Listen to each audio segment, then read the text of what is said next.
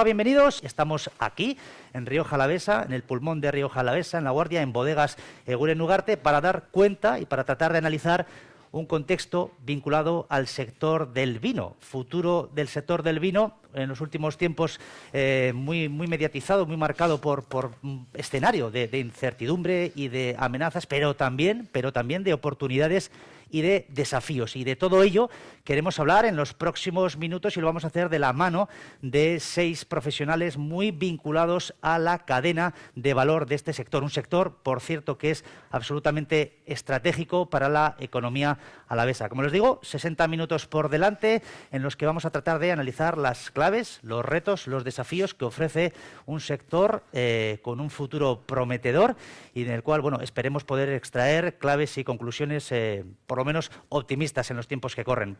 Paso ya directamente a presentar a cada uno de los protagonistas que nos acompañan hoy en este encuentro, como digo, organizado por Diario de Noticias de Álava.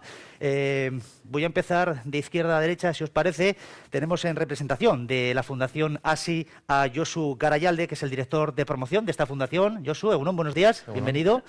A su lado nos acompaña la presidenta de la Asociación de Bodegas de Rioja Alavesa de Abra, Itxaso Compañón. Itxaso, muy buenos días. Egunon. Asun Sáez de Samaniego, en representación de Bodegas Ostatu. Egunon, buenos días. Egunon, buenos días. A mi derecha, otra Asun, esta vez también vinculada directamente con lo que es la producción, responsable de Bodegas Eguren Ugarte. Buenos días. Hola, Asun. buenos días, ¿qué tal? Y gracias por acogernos en tu casa. Encantados. Para eso estamos. Eso es. Y a su derecha nos acompaña también el director del clúster de alimentación del País Vasco, Jonander Egaña. Jonander, Egunon, buenos días. Egunon. Y por último, en representación de la parte más comercial del producto local de Eroski, nos acompaña y al cual agradecemos Javier Bilbao. Gracias por venir. Egunon, buenos días. Egunon, buenos días. A todos, gracias por estar aquí. Y si os parece, vamos a comenzar un poco ya este encuentro, este punto de encuentro, esta mesa de debate, tratando y llevando un poco una especie digamos, de orden cronológico, si se podría decir así, empezando por la gente, por los agentes que estáis más pegados al terruño, que sois los productores, tanto Asun, desde Bodegas Ostatu, como Asun Eguren de Bodegas Eguren Ugarte. Y por romper el hielo, hace pocos días que ha terminado ya la vendimia, en este caso estáis ya empezando a analizar cómo ha sido esta cosecha de este año. Un primer flash para ver qué sensaciones y con qué sensaciones habéis terminado, qué sensaciones tenéis para lo que va a venir ahora.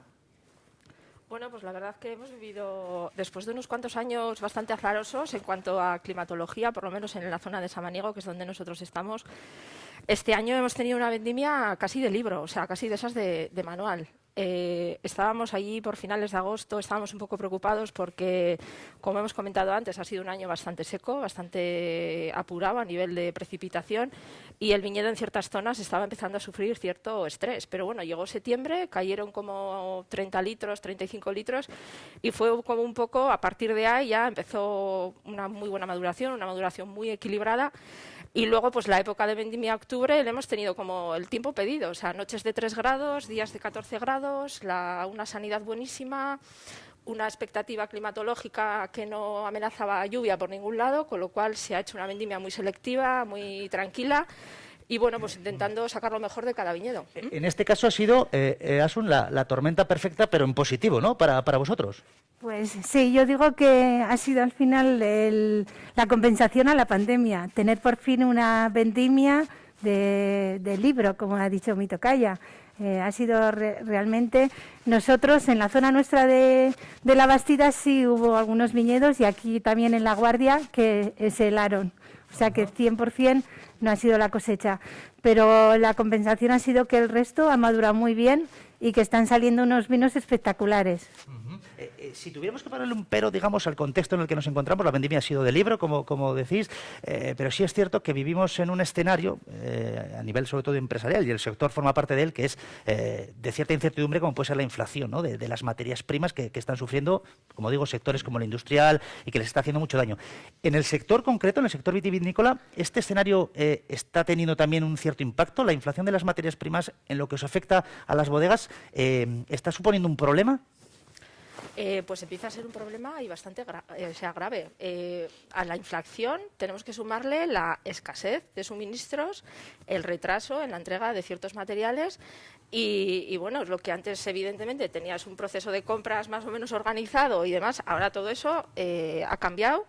Hay que tener mucha más previsión, a veces no llegan los materiales a tiempo, retrasos a nivel de organización, a nivel de producción. O sea, estamos viviendo un momento complicado, pero concretamente el sector está aguantando subidas pues, de cartón, de botellas todo el año. Se esperan nuevas subidas a partir de enero, con lo cual tenemos un incremento de costes bastante notable. Ahí, por ejemplo, Itxaso, desde el punto de vista de Abra y con una visión mucho más global que lo que nos pueden aportar las bodegas que hoy nos acompañan aquí, ese escenario ¿a qué obliga a las bodegas? Es decir, esta incertidumbre, esta falta de materias primas en concreto, ¿a qué obliga o a qué está obligando? Al final las bodegas tienen que hacer más previsión, teniendo el problema de que las ventas de vino también son un poco inciertas por la crisis del COVID, y entonces te encuentras en que tienes que invertir más para ser más precavido a la hora del año que viene, teniendo en cuenta que ya vienes arrastrando un año bastante difícil. Entonces se está juntando un pasado incierto con un futuro incierto. Es un poco ahora mismo un problema en la comarca. Eso nos deja en un escenario, vamos a quedarnos con el presente, entonces, de momento, ¿no? Siempre, sí. Lo que pasa es que, vamos, ante ese futuro incierto, no sé si yo soy desde la Fundación, desde ASI, compartís esa visión también, desde vuestro punto de vista, no en el terruño, en el día a día, pero supongo que tendréis datos y claves que adviertan que sí, que venimos de un pasado un poco incierto, pero es que el futuro no deja de ser menos incierto. Sí, bueno, yo creo que en este caso lo que ha sido la pandemia afectó sobre todo a las bodegas más pequeñas, las que están menos presentes en el retail, las que se estaban apoyando o tenían grandes apoyos en lo que es la exportación o el retail, pues lo han pasado mejor, pero bueno, una vez que parecía que empezábamos a recuperarnos, pues se ha juntado toda esta crisis de las materias primas y se viene a sumar a la anterior. Entonces esto pues va a dificultar la recuperación de ese mal año que han pasado las bodegas más pequeñas. Desde el clúster de alimentación del País Vasco, Jon Ander, ¿esto cómo nos lo tenemos que tomar? ¿Nos lo tenemos que tomar con una sensación de, no sé si de suma incertidumbre, de suma angustia, o le damos la vuelta, vemos el vaso medio lleno y planteamos un escenario como oportunidad, como reto, como desafío? Hombre, evidentemente, digo que el tema de la incertidumbre ha venido para quedarse, ¿no? Lo único cierto es que vamos a vivir una situación de incertidumbre continua, ¿no? Y esto, pues, hace 2 años nadie esperaba una situación como esta, pero vemos que esto, bueno, pues no tiene visos a corto plazo de que haya cierta estabilidad, ¿no? También es cierto que el sector de la alimentación, la cadena en conjunto, pues depende mucho de cómo actúa el consumidor, ¿no? Es decir, la actuación del consumidor tiene impacto en toda la cadena. Por tanto, cuando hablamos de subida de costes energéticos, de producción, etcétera, estamos hablando de que los márgenes se están achicando. No va a quedar otra que poder repercutir eso en el consumidor. Eso evidentemente pues también tiene un efecto de retraer el consumo, ¿no? Entonces, bueno, pues toda actuación que se haga en la cadena pues va a tener su efecto. Mirando un poco más a medio plazo, vemos que existe una serie de retos que los tenemos que convertir en oportunidades, ¿no? Pues todo lo que nos viene desde el ámbito de la sostenibilidad, desde el ámbito de la digitalización, desde el ámbito de la salud, ¿no? Que son los paradigmas que nos van a mover de aquí a unos años, ¿no? Por tanto, lo que tenemos que hacer es, bueno, va a ser una cosa básica de higiene, el que no esté en esa guerra va a estar fuera del mercado, por tanto, pues lo tenemos que transformar, darle la vuelta y empezar a hacer los deberes desde ya. Hablabas y ponías en el escenario y en el foco el consumidor como núcleo central a partir del cual se van a mover el resto de elementos de la cadena de valor y de consumidor, si hay alguien que sabe, es Javier Bilbao, porque está pegado cada día a él. ¿Ha cambiado mucho el perfil del consumidor? ¿Se está notando ya este tipo de cosas como la tensión en la cadena de suministro está obligando a reducir los márgenes en las empresas? ¿Eso me implica subir los precios, consumo menos? ¿Eso está sucediendo ya? Sin duda. Evidentemente la gran distribución somos sensibles a la coyuntura actual, que es peliaguda, ¿no? Yo no la conocía en los 20 años que llevo trabajando en Eroski. Bueno, pues estamos, digamos, repercutiendo las subidas de costos, ¿vale? Llevándolo a PVP, pero evidentemente hay que tener un poco en cuenta la sensibilidad del cliente, ¿vale? No podemos subir de golpe, por tanto estamos casi pues marginando menos, ¿vale? Evidentemente, y viendo, al final nos comparamos con toda la distribución, ¿vale? Entonces, pues lógicamente no podemos estar fuera de competitividad, ¿vale? En ese sentido, pues somos sensibles, subida de materias primas, venimos de una coyuntura del año pasado también diferente, ¿vale? El año pasado, el año de la pandemia, tuvimos en el sector del vino unos incrementos muy fuertes, ¿vale? Incrementos del 20-25%. El consumidor además tiraba de vino local, ¿vale? El vino local ahí es un elemento tractor, no solamente el vino, en todas las categorías el producto local, pues evidentemente tuvo incrementos notables, ¿vale? En este 21 no nos estamos comparando contra el 20, nos estamos comparando contra el 19 y en el sector del vino estamos también con incrementos de un 9-10% y sobre todo vinos de valor, ¿vale? Se bebe menos cantidad pero de más calidad, sobre todo están subiendo los reservas y demás. Entonces, bueno, hay que tener un poco... Precisamente te da una pista, ¿no? Sí. Y el consumidor en ese caso es el gran, entre comillas, el gran gurú, ¿no? De la compañía, porque es el que te marca por dónde van a ir. Quizá, Asun, estáis viendo eso, es decir, ¿se tiende cada vez más a consumir igual menos vino, pero de más calidad? ¿Eso lo estáis notando vosotros? Bueno, para nosotros el reto que tenemos en mente es la gente joven.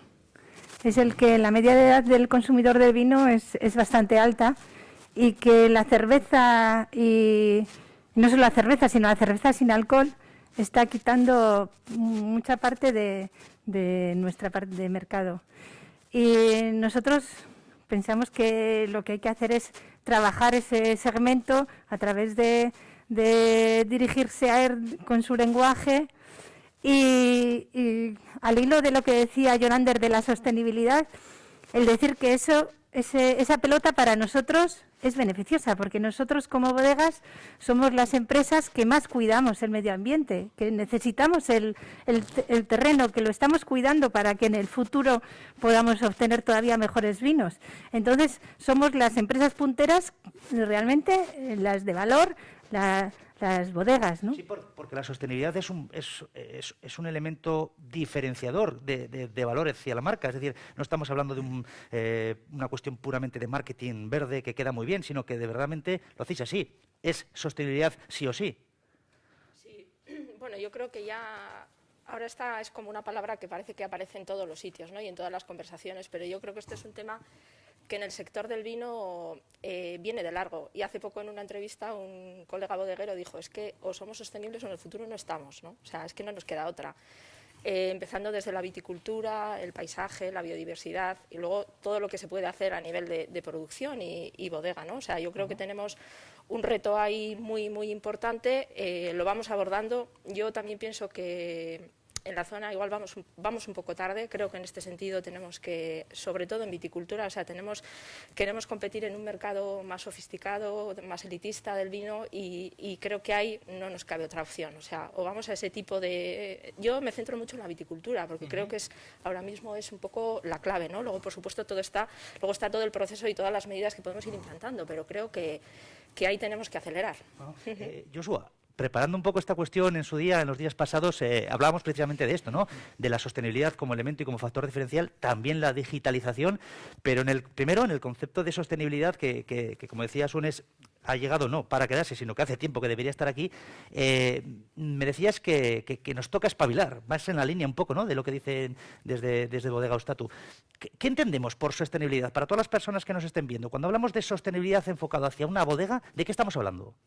Bueno, nosotros hemos hecho una encuesta, porque nos hacíamos la misma pregunta, hicimos una encuesta a consumidores de todo el Estado, centrándonos más en el consumidor de Euskadi, y la verdad es que no hay una definición única. Cada persona entiende por sostenibilidad una cosa distinta, hay bastante confusión, pero sí que está, desde nuestro punto de vista, bastante claro que todo lo que va alrededor de la sostenibilidad, empezando desde la viticultura hasta incluso los procesos o los materiales que se utilicen, es una cosa que ha venido para quedarse y que la gente cada vez, vamos a decir, va a reclamar más. Yo creo que el reto está en cómo hacer que el consumidor, vamos a decir, retribuya ese esfuerzo que los operadores pueden querer o pueden intentar hacer hacia la sostenibilidad, porque muchas veces la gente también es verdad que responden las encuestas que sí, yo quiero las cosas sostenibles, pero las quiere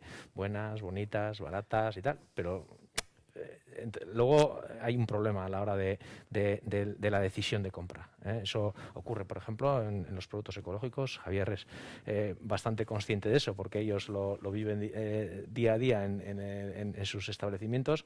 Entonces, el reto está ahí, ¿no? Hay que ver qué cuestiones de sostenibilidad puede apreciar la gente, ponerlas en valor y vamos a decir que las reconozcan y las retribuyan. Esa cuestión de que puede aportar un plus, Itxaso, y al hilo de lo que decía Asun, tenemos que ser capaces de asumir un reto que es el de la generación, la de generación que viene, que quizá no consume el vino que deberíamos, ¿no?, para nuestros propios intereses. ¿Eso puede ser un factor de ayuda? Es decir, esta forma nueva de generar producto puede ayudar a convencer a ese nuevo perfil, a esos nuevos perfiles, o qué herramientas tienen las bodegas y todos los agentes de la cadena de valor para ser capaces de llegar a ese público más joven? Hombre, si supiera la respuesta sería la respuesta increíble del día, ¿no? Yo creo que el consumidor ha tenido una evolución en el vino que ha pasado de que me ha tocado a mí como bodeguera de notar que el consumidor rechazaba los vinos ecológicos porque tenían mala fama, a ahora ver una demanda muy alta por ser ecológico. Entonces ha habido una evolución en unos cuantos años que yo creo que va a ir en auge, ¿no? Al final el joven, sobre todo, sí que creo que tiene ese perfil de ir a mirar el sello en ecológico, las certificaciones, el respeto al medio ambiente, y yo creo que por ahí que debemos de ir porque es clave. Eso, Javier, ¿lo estáis detectando así? Es decir, en ese perfil, en concreto, de perfil más joven, no el digamos, más maduro, que probablemente tenga ya los gustos más definidos y sepa más de lo que quiere. Pero el que está empezando a probar o a catar este mundo del vino a veces no sabe muy bien, ¿no?, por dónde tocar. Se guía probablemente por referencias, por marcas y demás. Pero este concepto de esto es muy bueno, cuesta mucho hacerlo, tiene un gran valor, ¿esto ayuda? Evidentemente, cada vez más. Hay un perfil joven que entra por el ecológico, ¿no? Nosotros, digamos que hemos hecho una apuesta clara en todas las categorías de ecológico, incluso lanzando marca propia. Es una vía de entrada. Y luego las tendencias son hacia vinos blancos y rosados, con cada vez más crecimiento, ¿no?, sustituyendo un poco al vino tinto, que es más de pues un perfil más de persona más mayor, ¿no? Pero bueno, nuevos gustos, nuevas tendencias. Cada vez más se cuida también el tema del embotellado, la etiqueta y demás, porque el vino al final, si tú vas a un lineal, es muy difícil encontrar un vino y, bueno, pues evidentemente entra por los ojos, ¿vale? Eso cada vez se está cuidando más desde las bodegas. El tema del embotellado, de la etiqueta, de la presencia. Jonander, si una gente, si una empresa, si una bodega quiere seguir siendo competitiva, porque va en su sino y en su ADN, ¿a qué no puede renunciar? A escuchar al consumidor. Y lo digo no solamente una bodega, sino hablando también de como un paradigma general en el ámbito de la alimentación aquí en Euskadi. Tradicionalmente hemos estado muy centrados en el producto, en la calidad del producto, en hacer las cosas bien, los procesos. Y cuando hicimos nuestra reflexión estratégica nos dimos cuenta de que una de las palancas de competitividad es esa orientación hacia el mercado, ¿no?, hacia el consumidor, escuchar, entender bien quién es tu consumidor y cuáles son esas tendencias, ¿no? Y sobre todo luego un elemento importante es el elemento de comunicación. ¿Cómo llego yo a ese consumidor? Asun lo decía muy bien antes, ¿no? Es saber dónde se encuentra, cómo consume, cómo llego yo a ese consumidor y qué es lo que demanda, ¿no? Y yo creo que es una parte importante para luego hacer el proceso al revés, incorporando ese consumidor a nuestros procesos de innovación para desarrollar aquellos productos que van a tener una demanda, ¿no? Entonces, lo que no se puede renunciar es, digo que la base la tenemos, producto tenemos además, cuando hablamos de sostenibilidad, ¿no?, pues tenemos los mimbres, ¿no? Cumplimos con todos esos requisitos de cercanía, etcétera, y yo creo que eso es lo que no, vamos, la llegada y la escucha activa con el consumidor es lo... Muchas veces se nos ha achacado, y esta es una pregunta abierta para todos, el hecho de que, vamos a ver, algo falla porque si tenemos un buen producto, tenemos una buena marca, tenemos unas buenas condiciones, quizá nos falta luego un gap, hay un pequeño gap a la hora de que no sabemos vender, no nos vendemos bien. Digo, es una pregunta abierta para todos. ¿Coincidís ahí desde vuestros respectivos puntos de vista? ¿Nos falta ese plus de, comparándonos con otras regiones, otras denominaciones de otros países del mundo que lo hacen de otra manera, que tienen una referencia mucho más clara? ¿A nosotros nos falta ese plus de somos muy buenos pero no lo sabemos contar? Yo creo que como ha dicho Yonander, aquí tenemos muy buen producto, pero los demás tampoco están quietos y también tienen cada vez mejores productos. No es una cuestión, vamos a decir, inmóvil.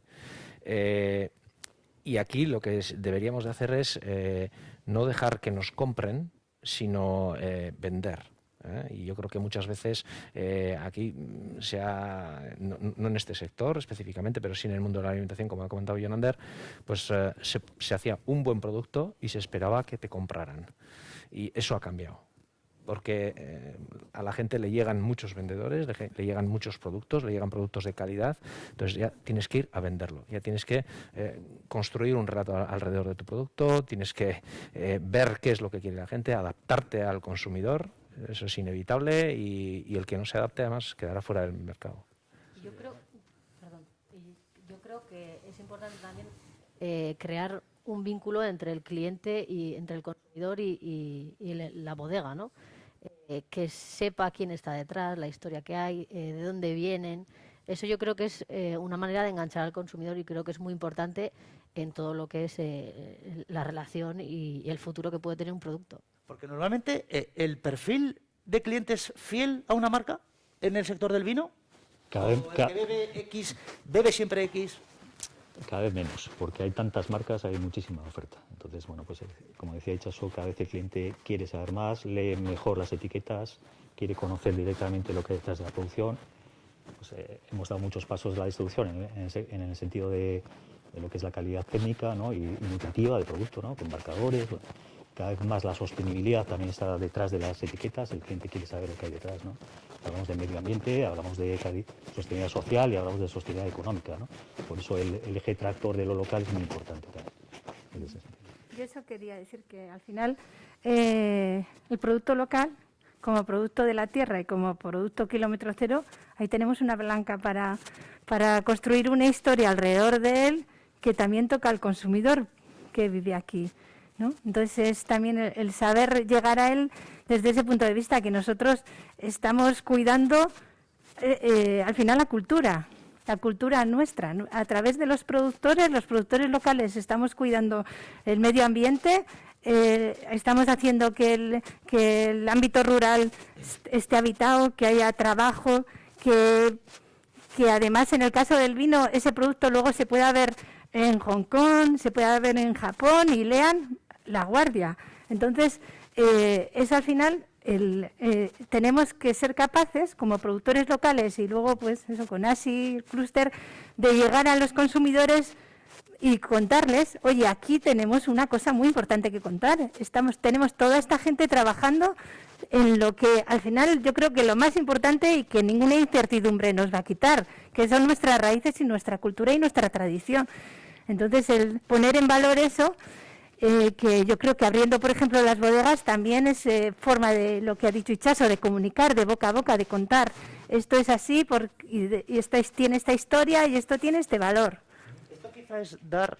Sí. Igual, simplemente por hacerte una pregunta, yo creo que concretamente este sector es uno de los que mayores oportunidades tiene de contactar con el consumidor, porque nosotros en las estadísticas que se recogen, aproximadamente el 15% de las ventas del sector se hacen en la propia bodega.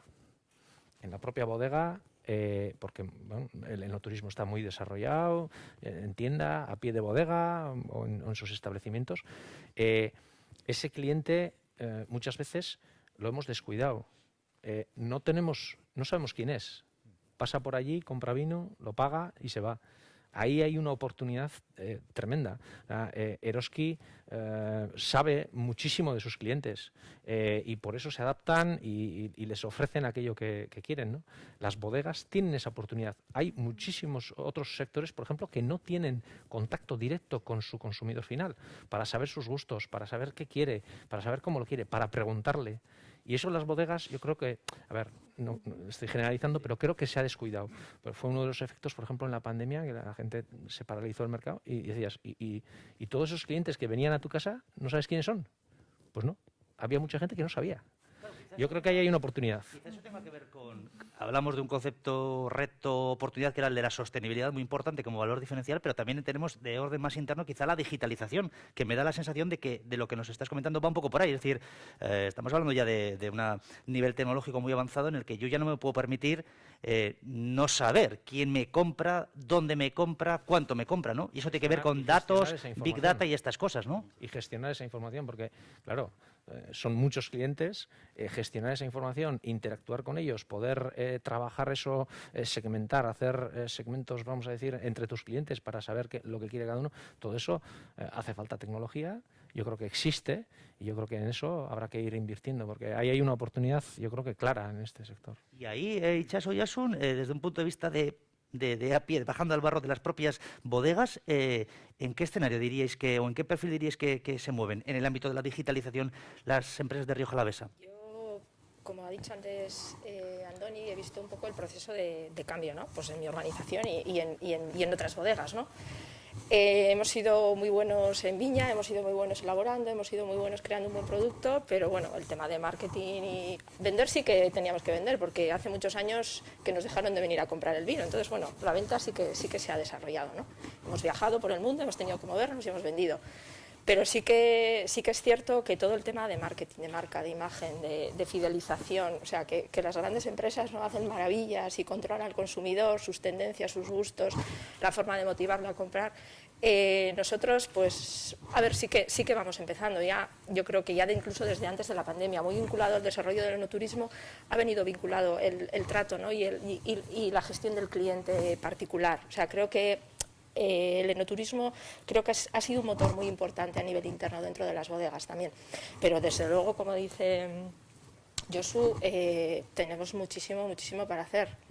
Nos preocupamos siempre de invertir y de producción, pero creo que toda la parte de marketing es fundamental. También eso exige, que es una palabra y una necesidad también muy importante para mí, es el tema de la profesionalización del sector. Creo que ahí también es una de las patas y uno de los grandes retos. ¿Y profesionalización, a qué te refieres?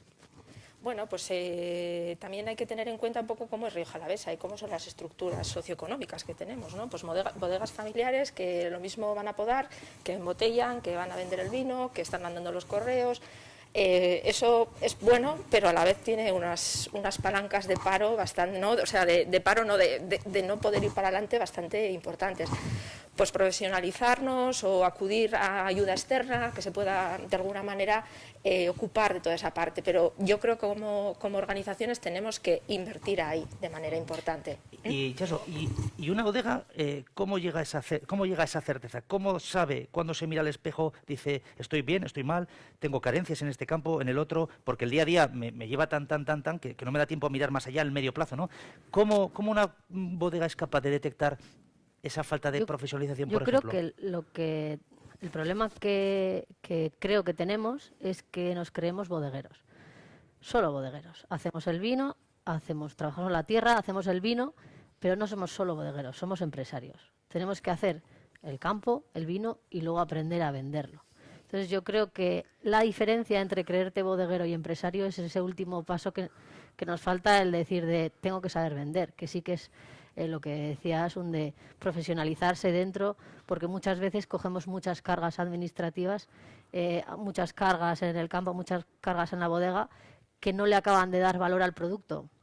Y habría que profesionalizarse para, en ciertos aspectos que tu trabajo no le da valor al producto, intentar delegarlo, ¿no? Para ir a apostar por el valor, a apostar por la calidad, por un producto mejor, que tu trabajo sea 100% eficiente y no lo malgastes en cosas que no... Y desde el clúster, por ejemplo, de alimentación, que entiendo que esto también lo tenéis detectado, ¿qué podéis aportar o qué aporta el clúster? Suscribo todo lo que se ha comentado, ¿no? En el ámbito de orientación al consumidor, pues desde un observatorio estratégico, conocer las tendencias, conocer un poquito bien lo que acontece, ¿no? Somos un poco los ojos y la voz de ese tiempo que las empresas no tienen porque no están a veces profesionalizadas, ¿no? Es ponerlos encima de la mesa y analizarnos cómo el concepto de sostenibilidad, por ejemplo, pues no afecta de igual manera a una bodega que a una empresa que hace galletas o a una que hace conservas, ¿no? Entonces es un poco entender, aterrizar y construir desde el mercado, un poco la adaptación hacia el mercado de esas tendencias, ¿no? Y por ejemplo, se ha comentado el tema de la profesionalización. Estoy completamente de acuerdo. Y es un tema no solamente del sector bodeguero, sino en el conjunto de la cadena, ¿no? Y vemos, bueno, el problema que ha comentado Asun, y también se acentúa también, pues bueno, con el temas de cambio generacional. Estamos ahora en un momento en que dentro de 10 años, pues todos vamos a ser senior, ¿no? De alguna manera, ese relevo generacional. Y luego hablamos de digitalización como, digamos, herramientas transversales que están ahí, pero que esas herramientas, si no hay personas, no hay talento detrás que sepa aprovechar de alguna manera o impulsar ese conocimiento, pues para poco van a servir, ¿no? Entonces, personas que sepan de alguna manera interpretar los elementos de sostenibilidad, temas de digitalización, temas de internacionalización, que muchas veces, claro, son conceptos que nos caen de la noche a la mañana, ¿no? Y nos tenemos que adaptar muy rápidamente. Entonces, pues son muchas cosas que necesitamos de alguna manera ir desarrollando dentro de las organizaciones, bien a través de incorporar pues, gente joven, startups, formarlas internamente, y además es un problema no solamente del sector de la alimentación, sino de todos los sectores. Nos vamos a pelear por el talento. Entonces, uno de los retos que tenemos también como clúster es cómo hacemos atractivas a las empresas, el employer branding, ¿no? Que las empresas o el sector en su conjunto sea atractivo para que la gente venga a trabajar aquí, y luego dentro de cada empresa, pues también cómo podemos hacer para que la gente se interese por ello, ¿no? Entonces ahora estamos también muy preocupados pues, para generar ese sentimiento positivo del sector. Sabemos que competimos, además en ciertas comarcas pues, que son más industriales, pues los convenios pues, son más favorables y la gente va a esos sitios. Entonces, bueno, pues tenemos que construir entre todos pues, un sector que sea atractivo, ¿no? Y que la gente quiera trabajar aquí. Ese concepto me ha gustado, el de la guerra por el talento, que es un concepto que no es exclusivo de este sector, sino que está ocurriendo en el resto de sectores. Por ejemplo, y por poner y por bajar la barra, esto es un tema que supongo que lo estaréis detectando también aquí. ¿Cuántos currículums, por ejemplo, habréis recibido en los últimos meses de gente, de profesionales o que se han formado en este sector o bajo este paraguas que quieran trabajar en vuestra bodega? A ver, yo creo que no es hoy de número de currículums, sino de enfocar bien los perfiles. Yo como empresa creo que lo más importante a la hora de captar talento es enfocar bien el perfil. Vale. Saber realmente qué es lo que estás buscando, ¿no? Qué es el problema en una empresa pequeña, que al final estás buscando una persona que haga un poco de todo, ¿no? Y entonces esa polivalencia y es lo que yo creo que dificulta, también con la dificultad de que si eres una empresa pequeña, pues tienes las mismas obligaciones. Tienes que, por ejemplo, en el sector del vino la trazabilidad es terrible, o sea, toda la cantidad de papeleos y instituciones a las que tenemos que atender y dar contestación, y da igual que seas una empresa pequeñita que seas las 8 o 9 bodegas de Rioja que venden más de 7 millones de litros. Entonces, pero en cualquier caso, cuando uno tiene ya fijado ese perfil que más o menos intuye qué es lo que necesita, ¿dónde lo encuentra? ¿Dónde lo busca? Hay que buscarlo, o sea, ya es la búsqueda mundial. O sea, te quiere decir que no te puedes circunscribir a quiero buscar a alguien del pueblo. O sea, esto al final necesitas que el que venga a trabajar, o sea, yo creo que es lo que decía Jonander del talento, que ese talento que se incorpora se hace de tu empresa, se pone la camiseta y es la cara para todo el mundo, ¿no? En cualquier puesto que lo busques, ¿no? Entonces, al final, la globalización, yo suelo decir que estamos en la prehistoria de la globalización y todos estos problemas de la subida de las materias primas y de las incertidumbres es por esto, porque estamos en una situación que estamos empezando, ¿no? Hemos vivido la globalización muy bien pensando que esto era la panacea, que China producía, nosotros consumíamos y no pasaba nada, y ahora durante años va a pasar el tiempo hasta que nos hagamos la idea. Y por la parte buena y por la parte mala. Nosotros en nuestra plantilla hay 2 personas chinas. Sí que es cierto que una está casada con una de aquí, ¿no? Que es el vínculo, porque si no al final lo mismo, la globalización, la cultura es tan diferente, somos tan diferentes, pensamos tan diferentes, tenemos los valores tan diferentes que pensamos también, lo vemos solo con nuestro prisma occidental, ¿sí? de empresa, y es que el mundo es muy grande, hay muchas culturas y muy ricas. Y eso es. Entonces, y eso enriquece además cualquier proyecto siempre, ¿no? Y si tú como proyecto tienes claro a dónde vas y qué pides y qué buscas, al final te cuesta, pero lo encuentras y filtrando, claro, pero lo Y encuentras. Chaso, ¿en Abra detectáis esto como un problema? ¿Las bodegas tienen problemas realmente para encontrar profesionales, para detectar talento, para puestos que no pueden cubrir porque no hay oferta? Pues si te digo la verdad, no lo sé.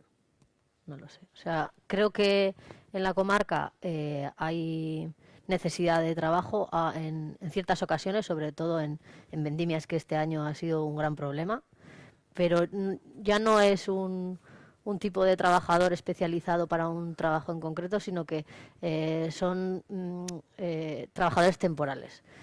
Y ahí sí que vemos que año a año cada vez hay más necesidad de gente, mano de obra y escasez. Este año ha sido una vendimia, porque ha sido una vendimia muy relajada, como decía antes Asun, que hemos tenido tiempo para las maduraciones, hayan sido lentas, pero ha habido un problema de mano de obra bastante importante. Asun, hemos hablado hasta ahora de contexto, de retos, de desafíos, de escenario actual. No hemos hablado todavía del producto, del vino, de lo que está cambiando, que también supongo que estarán cambiando las cosas, los gustos, los consumidores, ¿no? ¿Qué vinos, por ejemplo, ya hablo de tendencias, ¿no? Un poco de futuro, ¿no? ¿Hacia qué vinos se tiende ahora? ¿Las bodegas que estáis haciendo? ¿Qué estáis elaborando? Bueno, ¿Y pues, por qué? Antes hemos hablado un poco del consumidor joven, ¿no? Yo creo que, como ha dicho Asun y aquí los compañeros, creo que ahora estamos todos muy fijados, ¿no? Un poco en nuevas tendencias de consumo. Yo creo que esos vinos concentrados, con fuerza, de largos envejecimientos y demás, siguen existiendo y hay un público y tendremos que seguir elaborándolos. Pero creo que ahora las nuevas tendencias nos están diciendo otra cosa. Queremos vinos más ligeritos, queremos vinos con más fruta, queremos vinos con un poco más de acidez, vinos más frescos. Está cambiando un poco la forma de consumir el vino, también está cambiando la alimentación, están cambiando los hábitos, está el tema de la preocupación también por la salud, ¿no? Vinos con un poquito también menos alcohol. Yo creo que ahí tenemos que coger muchos inputs y bueno, y estar atentos y bueno, pues el desarrollo yo creo que va por el tema de nuevos productos, pues sobre todo con el tema de certificaciones y viticulturas ecológicas, regenerativas y demás, y vinos que sean más ligeros, buscando esa fruta fresca, más acidez. O sea, yo veo ahí un claro un cambio, un consumo un cambio muy claro, perdón, de consumo. Y Javier, ¿más consumo cada vez de vino blanco en detrimento de vino tinto, a juzgar por lo que vosotros manejáis? Sí, todavía el tinto es la parte más importante. Valor seguro, ¿no? Sí, hace el 85 o 90%. Todavía, ¿vale? Cada vez más, ya digo, tintos de más calidad. ¿Vale? El tinto joven no está creciendo tanto como los crianzas y los reservas, pero el blanco y el rosado es una entrada a ese público joven, al público femenino, el poteo, ¿no? De mediodía, es una manera de entrar al vino, ¿vale? para el público más joven. Claro, y en definitiva son vinos, además, decía Asun, que cada vez se tienden a ser vinos un poco más ligeros, con menos grados y demás. Claro, tenemos aquí otro problema vinculado con la graduación del vino, que es, y todavía no lo hemos tocado, que es el cambio climático, que está afectando de lleno a las vides. En vuestro caso, me decías, Asun, que para intentar rebajar ese grado de alcohol, pues eso te obliga a tener que colocar vides o plantar vides cada vez a una altura mayor.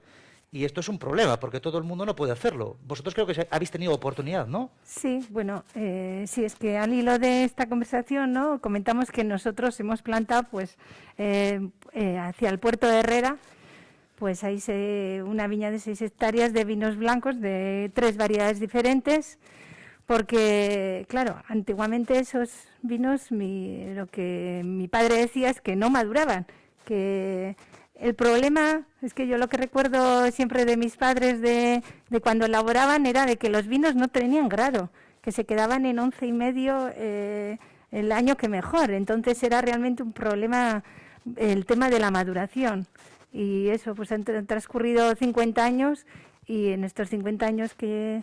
Bueno, yo pues, tengo 57, o sea, puedo hablar de cuando tenía 7, ahora 57, pues claro, ahora el problema tenemos es de exceso de grado. Al contrario. Sí, sí, sí.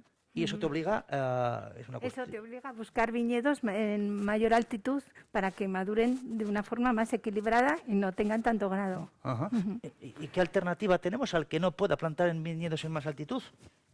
Bueno, yo Porque ahí yo no sé si tiene que ver. coincido con Asun, que yo, en mi caso, mi aita ahora mismo tiene 81, y él ahora en Samaniego, bueno, Samaniego también es uno de los pueblos más cercanos a la Sierra de Cantabria o Sierra de Toloño, y tenemos viñedos. Bueno, de hecho, también nosotros hemos plantado una garnacha blanca prácticamente a 800 metros de altitud. Mi aita siempre dice, cuando viene gente y tal, dice, es que a mí, cuando yo tenía 30 años, me llegan a decir que yo voy a ver viñedos allí, pues por los términos, ¿no?, que se conoce cada zona, yo le hubiera dicho al que me lo dijo que estaba loco. O sea, zonas siempre inundadas, humedad, frío, era imposible que madurara. Y hoy en día estamos cogiendo uvas súper equilibradas, con buena maduración. Eso es una parte, ¿no?, como ha comentado Asun, pero yo creo que otra parte importante también es otras variedades. El juego con Graciano, con Mazuelo, variedades con un poco más de acidez, con más carácter herbal, no tanta maduración. También es una base importante. Y luego, pues temas de viticultura, ahí a nivel técnico en elaboración. Bueno, pues es un sector que está innovando de manera continua también. Directamente, Josu, ahí entra de lleno la palabra I+D, la fórmula, digamos, mágica, pero la de verdad. Es decir, esta tiene que ser innovación de la buena, porque los agentes externos, y esto que hablamos con Asun, digamos, de las consecuencias del cambio climático, pues me parece que van a llegar aquí y van a estar con nosotros durante mucho tiempo si no ponemos remedio, obliga a discurrir y a desarrollar programas de innovación, pero de la buena. Sí, eso, como hemos comentado, va a ser inevitable, y bueno, por parte de la administración, pues ahí lo que habrá que hacer es intentar acompañar al sector en aquellas innovaciones, tanto en viña como en bodega, que intenten implementar. Pero un poco van a ser ellos los que vayan marcando el camino, un poco fijándose en el consumidor, como ha comentado ella. Si la gente quiere, pues, vinos más ligeros, pues habrá que ir adaptando cosas. Eso no significa que se abandone lo anterior, porque, como ha comentado Javier, muchas veces nos quedamos con no, es que la gente está subiendo mucho el vino blanco o el vino rosado. En porcentaje sí, pero en volumen el vino tinto sigue siendo todavía importante, y no hay que abandonar. Yo creo que lo que hay que hacer es intentar mantener posiciones en lo anterior, pero ganar posiciones en las nuevas tendencias. Esto lo estamos viendo, Itxaso, en las bodegas de Abra, por ejemplo, día a día, este paso en favor de la innovación, necesario, por lo que estoy escuchando aquí. Sí, sobre todo intentar llegar, ser innovadores, intentar llegar al consumidor. Por ejemplo, la plataforma que creó Abra para la venta online y llegar al consumidor directamente desde la bodega, va genial. Es una manera de llegar al consumidor que antes no había, y en muy poco tiempo se han movido muchísimas botellas, que son cosas que van ayudando a una bodega a avanzar, ¿no? Una bodega pequeña tiene que ser capaz de apostar más, ahora si cabe, por la ultraproximidad, por centrarse en ese nicho de mercado tan concreto que es lo cercano, lo de kilómetro cero, más que pensar en otros escenarios más de ámbito internacional. Hombre, yo creo que después de la crisis que hemos vivido, la respuesta es no, porque si te centras solo en la proximidad y hay un confinamiento como el COVID, tienes todos los huevos en la misma cesta. Yo creo que siempre es bueno diversificar mercados, ¿no? Tener siempre abierta la exportación, lo de kilómetro cero, y lo de la gente que también te consume en bodega. Yo creo que hay que darle un poco a todo para que no pase eso, ¿no? Yolander, ¿qué podríamos sacar de positivo, si es que se puede sacar algo positivo, en cuanto a lección, en cuanto a aprendizaje, de lo que nos ha dejado el COVID? En el sentido de lo que ha afectado directamente al sector, en este caso al depender tanto de un canal como era el Horeca. Se cierra aquello, se me cae el chiringuito, ¿y qué hacemos, no? ¿Se puede sacar, después de todos estos meses de incertidumbre y de tensión, se pueden sacar lecciones a futuro, lecciones aprendidas? Una de ellas es la que acabas de comentar, que el apostar, tener todos los huevos en la misma cesta, pues tiene sus riesgos, ¿no? Lo que sí nos ha ayudado también es, pues que ha permitido romper, por ejemplo, en el ámbito del e-commerce, ¿no? de ese canal que no acababa de explotar. Pues bueno, se han roto muchas barreras, y yo creo que se han alcanzado un pico que luego, bueno, ha bajado evidentemente, pero ha conseguido, pues, superar esa barrera, ¿no? Nos hemos dado cuenta también de que la cercanía y todo esto que estamos comentando, el consumir producto local tiene su valor, ¿no? Y cada vez el consumidor se ha dado cuenta de que eso, pues tiene bueno, hay una percepción, una sensibilidad mayor desde la óptica del consumo, ¿no? Evidentemente, hablamos de innovación. La innovación, es, sobre todo a nosotros como sector, bueno, en el clúster hemos identificado que nuestra misión es mejorar la competitividad de nuestros asociados, ¿no? Eso es genérico, pero vimos que las palancas de esa competitividad son la generación de valor añadido y la orientación al mercado. ¿Valor añadido por qué? Pues porque en su conjunto no podemos competir ni en precio ni en volumen como pueden hacer otro tipo de comunidades, ¿no? Entonces, esa creación de valor hay que apalancarla en la innovación. En la innovación y esa orientación hacia el consumidor, ¿no? Entonces, de hecho, se ha visto cómo pues, en los últimos meses se ha incrementado la actividad de I+D dentro de lo que es el sector de la alimentación, ¿no? Y esa diferenciación la tenemos que buscar a través de esas palancas. Por tanto, pues creo que hay un abanico de cosas desde la óptica del mercado, desde el consumidor, desde la innovación. Desde esa óptica de mercado, Javier, el consumidor, vuestro consumidor, al que tenéis detectado, al que tenéis absolutamente controlado, al consumidor de vino, ¿cómo consume ya? ¿Consume más vía e-commerce cada vez más o consume vía tienda, vía hiper, vía...? Sí, bueno, el e-commerce ha crecido exponencialmente en la pandemia, evidentemente. Hemos duplicado el porcentaje de venta online. Es un sector donde no tiene grandes porcentajes, pero hemos pasado de un 1,5 a un 3 y se mantiene en el tiempo. Un 3% está muy bien en el sector de la industria agroalimentaria, vamos, en el sector de distribución. Hay otro escenario que todavía no hemos tocado,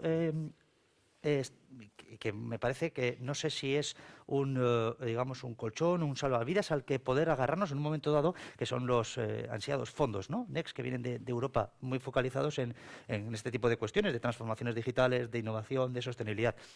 Estar esperando a esto como si fuera una especie de maná que nos va a caer del cielo, ¿esto puede llegar a ser peligroso? Para una bodega que se esté intentando ganar tiempo o agarrarse a esto para, bueno, necesito recursos para poder asegurar mi proyecto, ¿es peligroso? ¿Puede llegar a ser peligroso? Bueno, en general, a ver, cualquier tipo de expectativa de ayudas que puedan llegar tiene un cierto peligro. Y el peligro es que adaptes, vamos a decir, lo que quieres hacer a la tipología de la ayuda. Y yo creo que eso es un error.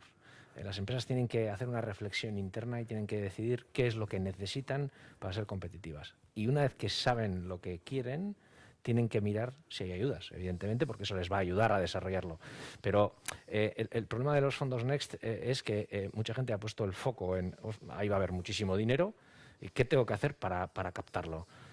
Eso puede ser un error, porque puedes estar haciendo cosas que no son buenas para tu empresa. Entonces yo creo que la reflexión tiene que ser al contrario, ver qué tienes que hacer y después buscar.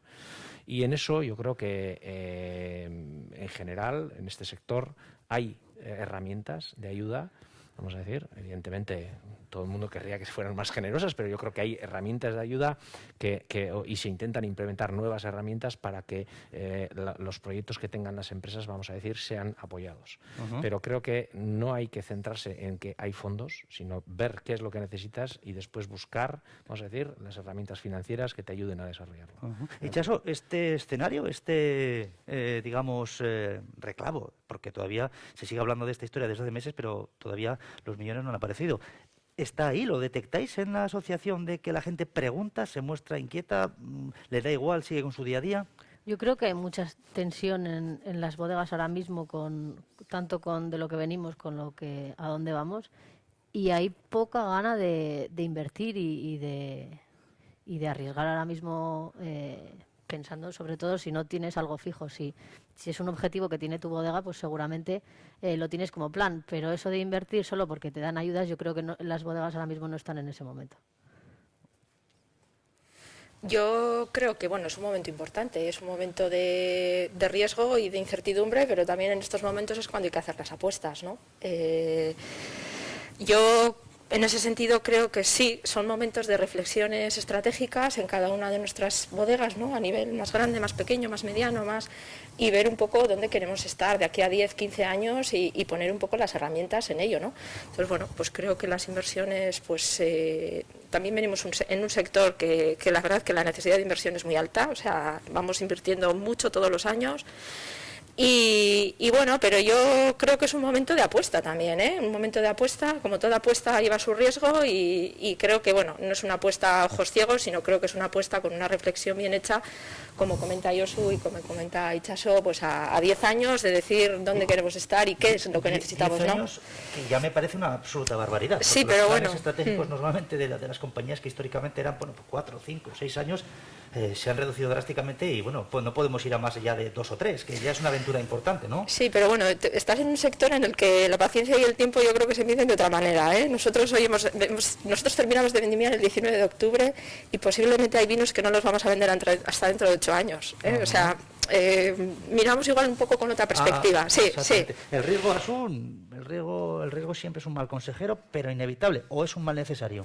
Bueno, yo creo que en la idiosincrasia de que tienes una empresa y de que estás al frente de una empresa, pues tienes el riesgo como por bandera.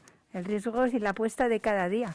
Por eso estás abierto, ¿no? Porque La idea es que el riesgo, o podamos tomar las decisiones con el mayor número de información posible para que el riesgo sea menor, ¿no? Es un poco la idea, ¿no? sí, pero bueno, lo que hemos hablado en la primera pregunta, la incertidumbre es lo que hay, ¿no?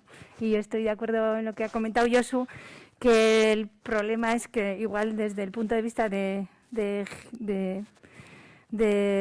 poca perspectiva hay mucha gente que ve en las ayudas y que se queda en eso. Ajá. Y al final, en vez de ayudar a espabilarte y a buscar hacia dónde tienes que ir, te quedas en la ayuda.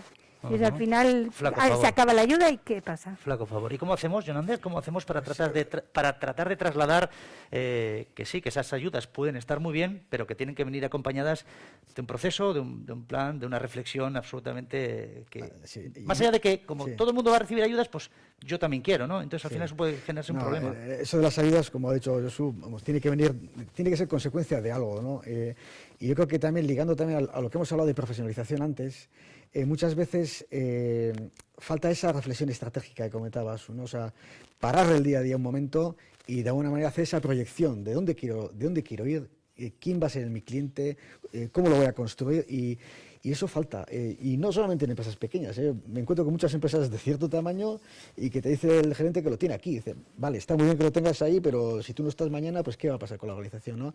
Entonces, el hacer esos procesos de reflexión con unas visiones, un poco escenarios distintos, aún siendo conscientes de que hay incertidumbre, y de hecho es algo que nosotros desde el clúster es lo que tratamos de hacer, ¿no?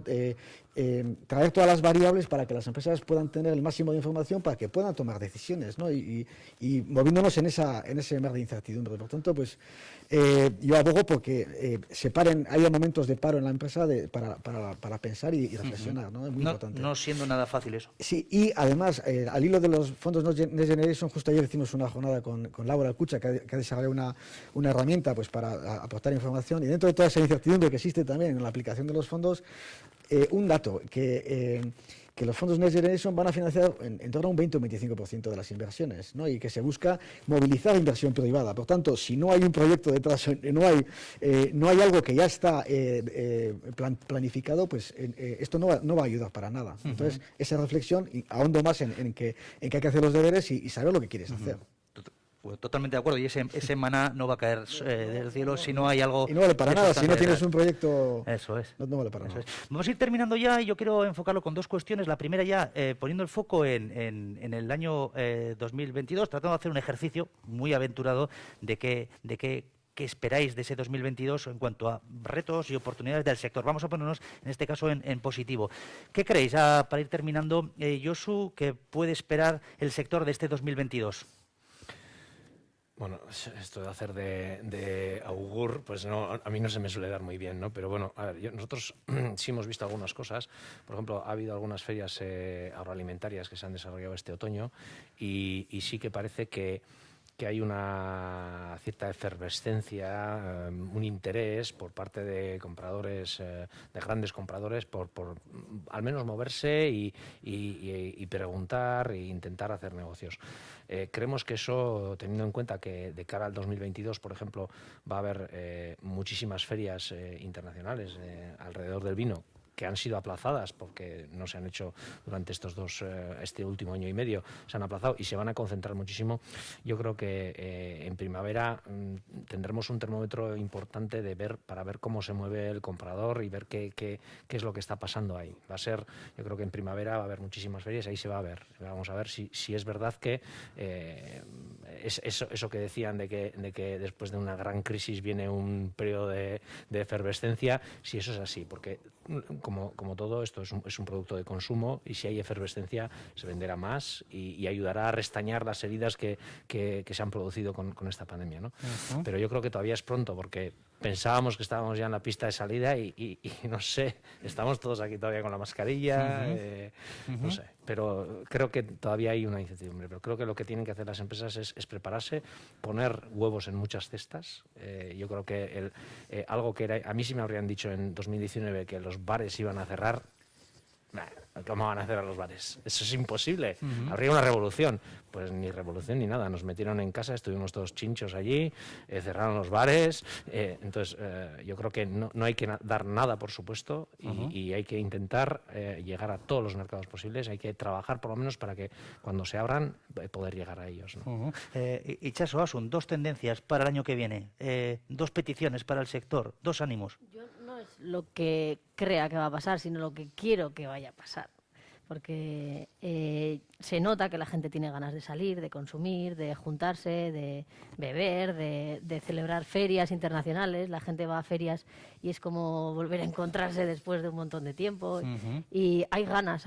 Lo que pasa que parecía que lo que has dicho tú, que estábamos arrancando y es como que el motor, plaf, se nos ha calado el coche, ¿no? Pero bueno, yo creo que arrancará otra vez y tiraremos para adelante. Eso es lo que yo quiero, que lo que dice hacia primavera o principios de año ya se note que el ritmo ya va más rápido. ¿Asun? Pues yo creo que no, voy a ser un poquito más pesimista porque normalmente soy optimista, pero me está costando un poco. Yo creo que tenemos que acostumbrarnos a trabajar en este escenario de incertidumbre. Pero bueno, coincido con Josu en ferias, no dejar el intento de poder introducir los vinos en todos los mercados y seguir insistiendo, pero acostumbrarnos a trabajar con incertidumbre, que igual es bueno, igual nos hace mover un poco. Si hemos llegado hasta aquí, después de la que os ha tocado pasar, no vamos a tirar ahora la toalla, ¿no? Pues sí, la verdad es que, bueno, me imagino que para todos fue un poco igual, ¿no? Yo aquel 14 o 15 de marzo, cuando, bueno, pues fue como una sensación de decir, no sé, ¿qué va a pasar? Clientes que no van a pagar, tenemos no sé cuánto, o sea, compromisos de pagos que hay que cumplir, no sé, era como un poco, fueron unas noches un poco intensas, ¿no? Pero bueno, nos fuimos adaptando, fuimos equilibrándonos, fuimos moviendo un poco, ¿no?, las cosas y nos hemos adaptado a trabajar en este escenario. Creo que todavía nos quedan unos meses de escenario. De adaptación y de resistencia o de resiliencia, Asun, yo creo que en vuestra bodega, 6 generaciones ya, algo de esto sabéis, ¿no? ¿Las habéis pasado mal en otras ocasiones o no tan mal como hasta ahora? Hombre, a ver, yo creo que cada época y cada generación ha tenido su reto y su momento difícil y su historia y su guerra. A mí mis hijos decían, no hemos pasado ninguna guerra, por fin nos ha llegado algo importante que contar. Y yo un poco, basándome en lo que decías, suelo transmitir, digo, esto solo es una preparación porque va a venir algo mucho más potente y mucho más peor. Entonces, si en vez de verlo por el punto negativo, vemos todo lo que hemos aprendido, como en nuestro caso, yo creo que en el caso del sector nuestro ha venido la gente a darnos valor, a dar valor a la sostenibilidad, a dar valor al servicio que damos abriendo la bodega, inspirando a la gente, a la socialización a través de nuestro producto. Entonces, al final, es todo puesta en valor de nuestro sector y eso está claro. En el 22, pues no sé qué pasará. Pero no sabemos qué pasará, pero lo disfrutaremos y estaremos para contarlo si Dios quiere, claro. Oportunidad, Jonander, oportunidad, lo vemos de esa manera. Sí, oportunidad, pues el estar atentos a las variables que tenemos, ¿no? Ir adaptándose, esa reflexión, que el día a día, al corto plazo, no nos ciegue y que, joder, hoy hemos hablado de un montón de tendencias, un montón de cosas, oye, pues tengámoslas en cuenta y luego a corto plazo, pues a ver cómo somos capaces de mantener nuestro margen de negocio, ¿no? Con todas esas subidas, a ver, pues bueno, cómo podemos jugar de manera que no decaiga el consumo pero que podamos como conjunto pues salir de esta, ¿no? Reforzados, o sea, reforzados, pero sin eso, manteniendo los márgenes, ¿no? Y Javier, desde un punto de vista del sector, en este caso empresa cooperativa como es Eroski, ¿qué le pides al sector? Tienes aquí a varios integrantes de la cadena de valor. Tú eres prácticamente de la última, ¿no? A ti te llega ya el producto para colocarlo en el mercado. Sí, pues más pensamiento cliente, ¿no? Hemos estado hablando todo el rato de esto, ¿no? De captar necesidades, de adaptarse a las circunstancias y bueno, a las tendencias de consumo que ya hemos hablado. Bueno, pues eso, esa adaptación al cliente, ¿no? Y ahí tenemos muchos campos en materia de sostenibilidad que hemos tocado, en materia de novedades, tanto de producto como de continente, ¿vale? Es más importante eso, la presencia. Y luego tenemos que saber contar muy bien también a los clientes lo que hay detrás del producto, ¿vale? Esa diferenciación que tenemos en Rioja Alavesa, pues saberla trasladar. Una etiqueta es muy difícil, pero tenemos otros elementos, pues internos o externos, tanto en la tienda física, como en la web, como en redes, como en revistas, etc. Y precisamente de diferenciación, y ya para ir terminando en este último turno que os quería trasladar, era ese factor de diferenciación es el que está generando en las últimas semanas una discrepancia, un cierto debate de mucha crispación en torno a que determinadas denominaciones, si quiero continuar, si quiero crear una subdenominación, es decir, no sé si esto es mucho ruido y pocas nueces o esto realmente está ahí y el sector y las empresas del sector lo están demandando. Como reflexión final, os quería preguntar eso, ¿qué opináis de este tema que estamos viendo en las últimas semanas y sobre todo, cómo pensáis que esto se debería poder, digamos, encauzar o se debería poder solucionar? Y aquí ya el último turno para cada uno de vosotros, como queráis. Josu. Bueno, me toca a mí empezar. Bien, yo no estoy de acuerdo en que el problema sea lo que has comentado, la diferenciación. Yo creo que eso es un síntoma. Yo creo que el problema está en que hay discrepancia dentro del propio sector. Esta es la impresión que tengo yo desde fuera, con la deriva, vamos a decir, que tenían las estructuras que existían hasta la actualidad. Hay gente que está de acuerdo con la deriva que puede tener la denominación de origen Rioja y otra gente que no está de acuerdo. Eso yo creo que es el problema. Hay una discrepancia. Y eso, como no se soluciona allí, genera, vamos a decir, que los que no están de acuerdo empiecen a tomar otras vías. Esto es normal. En una pareja también, si hay una discrepancia, al final se desvían los caminos. Entonces, yo creo que hay un problema de diálogo, yo creo que hay un problema de no darle a la denominación, no haber conseguido convencerle de que tiene que haber, vamos a decir, otro camino. Y se generan, vamos a decir, yo creo que estos problemas, ¿no? Eso es un poco visto desde fuera, ¿eh? Yo lo veo así. Y creo que la propia denominación tiene, sin reconocer lo que es, vamos a decir, el origen del problema, se queda en el síntoma y lo quiere, vamos a decir, atajar, imponiendo, vamos a decir, una norma, ¿no? Y eso creo que es un error. Creo que es un error. Yo creo que eso deberían de reconocerlo y deberían de trabajarlo, de intentar trabajarlo en beneficio de todos, ¿no? ¿Y ya os hace falta más debate, más trabajo, más labor de fontanería antes de lanzar aquí cada uno, me da igual, de las partes, pero cada uno un debate y generar una sensación desde fuera, por lo menos, de demasiada crispación que creo que no es buena o no beneficia nada al sector? No, yo creo que al sector hay que respetar todas las decisiones que tomen. Al final son movimientos empresariales que se hacen a favor de tu propio negocio. Si tú crees que hay algo que no te representa y prefieres tener otro tipo de paraguas que te vaya a representar mejor, yo creo que es una decisión empresarial que se hace por economía pura y dura de tu propio negocio. Hay que respetar a las empresas y no hay que entrar en estas luchas que yo creo que no hacen más que enturbiar, ¿no? Asun, desde Bodegas Ostatu, ¿cómo veis este tema? Bueno, pues un poco lo sucedido en los últimos días es la tormenta perfecta, ¿no? O sea, yo creo que en cuanto aquí surgen tendencias, ideas para poder cambiar las cosas de alguna manera, pues siempre está el interés, primero el interés político, luego el interés económico, que viene a enturbiar y a evitar lo que tiene que ser un debate, ¿no?, entre el sector y la parte política, evidentemente, porque es donde se hacen las leyes, ¿no? Yo creo que sí que necesitamos un cambio de algo, y un poco de autocrítica creo que nos viene bien a todos. Me refiero un poco también al tema del Consejo Regulador, ¿no? O sea, lleva no sé cuánto, yo no tengo los datos, seguramente que en Abra tendrán más datos. El Consejo Regulador lleva invirtiendo en promoción en los últimos 15 años una barbaridad de millones de euros. Y los viticultores, muchos viticultores de Rioja Alavesa van a cobrar la uva 60 céntimos, igual que hace 10 años. Ahí algo hay que no encaja, ¿no? Yo creo que la evolución no ha sido buena y creo que desde Rioja Alavesa yo me haría una pregunta. ¿No tenemos derecho a cambiar la situación actual y pedir algo mejor? No estamos hablando tampoco de romper nada. O sea, yo creo que no se está hablando de romper nada. De hecho, tenemos ejemplos, no solamente en Burdeos, tenemos ejemplos en España. Que yo sepa, la Sierra de Gredos es un territorio identitario único y se ha dividido en 3 denominaciones de origen o indicaciones protegidas controladas por diferentes comunidades autónomas y sigue siendo la Sierra de Gredos y siguen siendo vinos. No sé, aquí parece que en este país cambiar las cosas no se puede, o sea, pero bueno, creo que esto tiene que ser el inicio de un debate sereno, independientemente de huir de esa contaminación política, ¿no? Y un debate sectorial, realmente, ¿no? Asun, ¿tú qué opinas al respecto? Pues, hombre, yo sí que veo que el vino es un sector muy, muy especial y el vino es un sector ya maduro, ¿no? O sea, llevamos muchos años.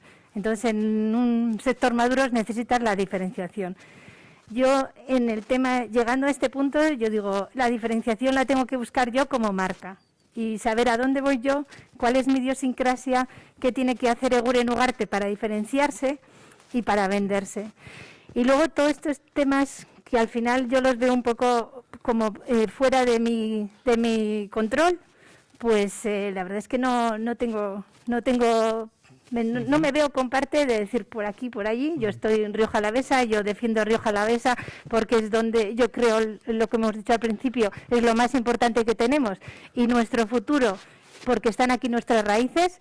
Y en aras también lo que ha dicho Asun, pues es llegar a un consenso. O sea, no se ha hablado demasiado de Rioja Alavesa, yo creo que en estos para ensuciar y para ver lío.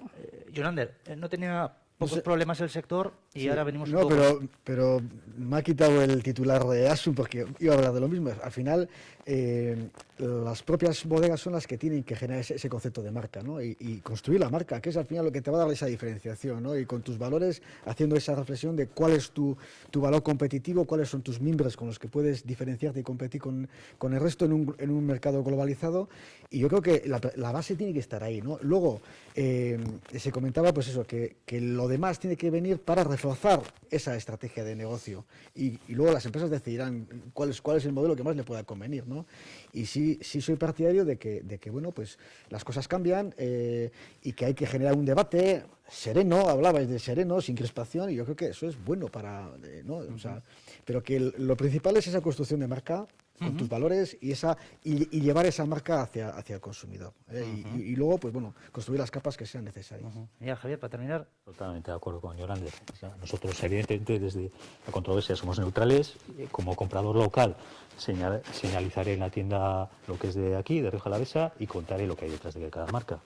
Punto pelota. Si hay una diferenciación, pues la contaré. Bueno, pues veremos en los próximos, espero que semanas, meses, que este asunto se pueda, digamos, encauzar, que haya mesura, que haya más debate, que haya más reflexión, que no haya vetos por ninguna de las partes y que al final de lo que se trata es de que el sector tenga también voz, ¿no? Que es un poco el principal afectado de esta cuestión y que se le permita, digamos, crecer como a cualquier otra empresa. Así que bueno, esperémoslo así. Os quiero dar las gracias a todos y a todas por haber aceptado la invitación de Diario de Noticias de Álava para participar en este debate, que yo creo que bueno, que han salido muchas cosas, muchas tendencias, muchos retos, muchas oportunidades y que yo confío en que el año que viene, poco a poco, por lo menos como decía yo, en el segundo semestre, vamos a ver si la cosa empieza a despegar, si ya podemos reunirnos en otra ocasión libres de mascarilla, de momento es lo que toca, y que, bueno, que os deseamos desde aquí, desde DNA, que tengáis un 2022 muy próspero, lleno de éxitos y que nos volvamos a ver pronto, brindaremos por ello. Así que gracias a todos y a todas.